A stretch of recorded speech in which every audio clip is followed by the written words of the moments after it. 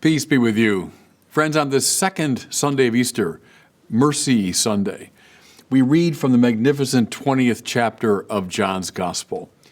St. John, of course, is a theological and spiritual genius, but also a literary genius, and all his powers are on display in this account of the risen Jesus. If we have the eyes to see, we can spy in this story the whole of the Christian spiritual life. Look how it opens.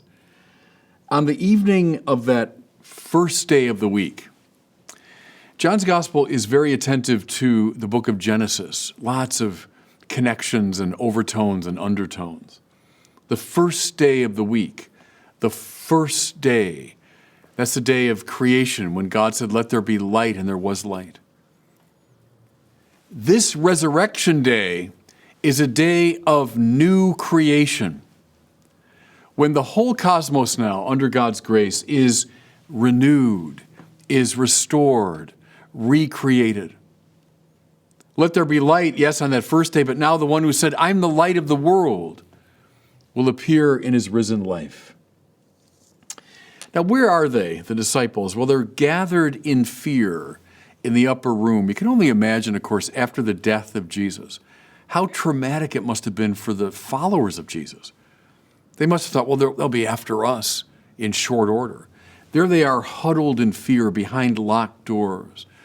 Can you see, everybody, fellow sinners, how this is a great image of what happens spiritually to us in our sin and our fear?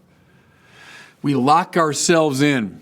That's where all forms of defensiveness are born. That's where our hatred, our violence comes from. We lock ourselves in.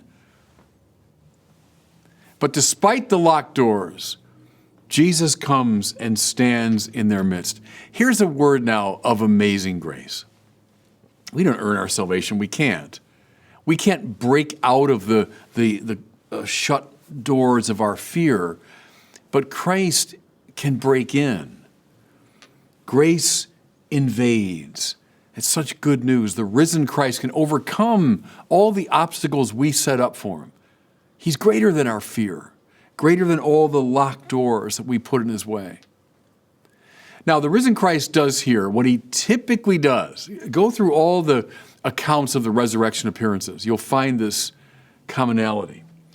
Jesus first shows his wounds. It's exceptionally important, isn't it? We should never treat the resurrection as though it just blots out Good Friday. So that was just kind of a bad day. Too bad that happened. Now we're going to forget about it. No, the risen Christ always bears his wounds and shows them. How come? Well, because those wounds were born of our sin. We are meant to see in the wounds of Christ our hatred, our cruelty, our violence, our self-absorption, our injustice. All the things that brought him to the cross, well, he bears them. The minute we're tempted to say, well, I'm basically fine, everything's okay with me, I'm deep down, I'm a good person. No, those wounds of Christ, yes, even on the risen Christ, are a reminder of our sin. I think I've told this story before in a homiletic setting, but the great Teresa of Avila, who frequently had visions of the saints and of the Lord, one day the devil appeared to her as the risen Christ, but she saw through the ruse right away and said, "Be gone." Before he left, he said, "Well, how did you know I was a fake?" And she said, "Because you have no wounds." So that's the sign we're dealing with the true Christ. Yes, even the risen Christ, is he bears the wounds of our sin. But then he says, "Shalom," peace. Wouldn't you expect in most tellings of a story like this, if someone had been betrayed, denied, accused, run from, tortured, put to death, and now he's back from the grave, what would you expect? You'd expect him to come back in vengeance and in violence. And so he appears to those who had indeed betrayed, denied, run from him. And he says to them, "Shalom." Now, shalom, peace, we say. but it's a word that sums up in the Bible everything that God wants for us. It's the peace beyond all understanding. It's the peace the world cannot give. Listen now, it's the peace that comes from God's forgiveness, yes, even of our greatest sin. What's the greatest sin? Well, you see it in the wounds of Christ, that God came and we killed him. That's the greatest sin possible. And Jesus, the murdered God, stands now before them and says, Shalom. That means there's no sin that in principle is greater than God's love. Do you see how Christianity in a way is born at this moment in the great forgiveness of sins manifested in the shalom offered by the risen Christ? I mean, that's the whole story, everybody, in a way. But then this, he breathes on them. Now, what a powerful, evocative gesture. We hear in the book of Genesis again that the Ruach Yahweh, that means the breath of Yahweh, hovers over the surface of the waters. It's this breath of God that gives rise to the ordered creation. And so now the risen Christ, God from God, light from light, true God from true God, breathes on them. What does he breathe forth but the Ruach Yahweh, but the Spirit of God, the love that connects the Father and the Son. He now breathes onto his disciples, filling them with this Spiritus Sanctus, this holy breath. And then this, as the Father has sent me, so I send you. There's no exception to this principle in the New Testament. Jesus calls people, yes indeed, and then he sends them. I love the fact that Fulton Sheen said the Christian life is played out in between these two imperatives, come and go. So much of Jesus' ministry is come, stay with me, come and see, come, follow me.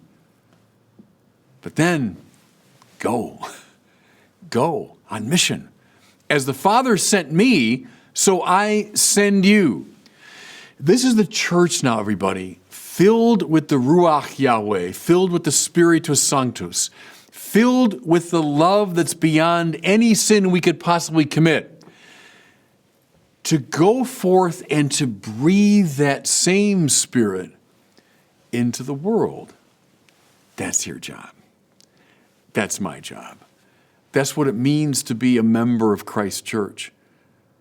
So, I mean, enter into that moment, everybody, on this second Sunday of Easter. Put yourself in this upper room. Despite your fear, despite your locked doors, Christ has come in. Showed his wounds, yes indeed, don't forget your sin. But then the shalom that's greater than your sin. And then maybe picture him, but better even feel the breath of Jesus. He breathes on you. Receive the Holy Spirit. As the Father has sent me, so I send you. That's your job. Look, being a success in the world and all that, great, fine. I mean, accomplish these goods. But the only thing that finally matters, the one thing that finally matters is, have we breathed forth the divine Spirit into the world? That's what it means to be a member of the church.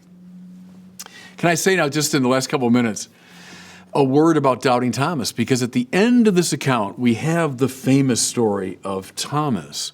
So this takes place with the apostles, but Thomas is not there. We don't know why. We don't know where he is, but Thomas is not there. He comes back, and they tell him what had happened. I always love that scene. I just imagine their excitement. But the Lord, Jesus, he came, he appeared to us. He showed us his wounds. He said shalom. He breathed on us and sent us forth. And Thomas, come on. I mean, unless I can put my fingers in the wounds in his hands and put my hand in his side, I'm not going to believe. Notice something here, again, the book of Genesis. What's the original sin but a grasping, right? They grasp, Adam and Eve, at the tree of the knowledge of good and evil. They take it for themselves. Did God want to keep the good of that tree from them? Well, no, but God wanted to give it as a gift. The one thing we can't do is seize the divine life as though it's our prerogative, as though we can make it our own possession. I've got it. See, that's the problem. In the very act of trying to seize God, I will lose God. I can only receive the divine life as a gift, as a grace. What's the trouble with Thomas? The first problem is this grasping. Unless I see, unless I place my finger, unless I put my hand in his side. Well, you can't receive the divine life that way. Well, a week later, Jesus comes again. This time Thomas is with them. Thomas, come, put your finger in the wounds in my hand. Put your hand in my side. You see, he offers his life now as a gift. He offers his presence as a gift. And how wonderful, and I say this now to anyone out there who feels, skepticism in regard to the faith, who's identified with Thomas, who struggles to believe. It's Thomas who utters the most profound confession in all of the New Testament. Kneeling at the feet of the risen Christ, Thomas says, "My Lord and my God." It's the doubter who, in the presence of grace, finally and fully gets it. So in a way, don't despise your own doubts, your own skepticism. They might be leading you to this moment of grace when you can make this full confession of the identity of Jesus. Just one last observation about Thomas. What was the problem now? How come Thomas didn't get it? Well, the grasping thing, yes. But also because he wasn't in the church. He was away from the 11. Jesus appeared in the midst of the apostles. That's code here now in the gospel. For he appeared in the midst of the church. When Thomas returned, and now he's with his brothers, he's now in the church, that's when he gets it. That's when he receives the word of grace. Where do we find the risen Christ? Well, he finds us in all kinds of ways. But the privileged place we find him is precisely in the community of the church. It's in the scripture. It's in the liturgy. It's in the sacraments, above all in the Eucharist. It's under the aegis of the teaching and authority of the church. That's where we find him. That's where we hear him. That's where we best receive the gift of his grace. So friends, on the second Sunday of Easter, go back to the 20th chapter of St. John's Gospel. Read this story again in a prayerful spirit. I think you'll see the whole of the Christian life unfolded before you. And God bless you. Thanks so much for watching. If you enjoyed this video, I invite you to share it and to subscribe to my YouTube channel.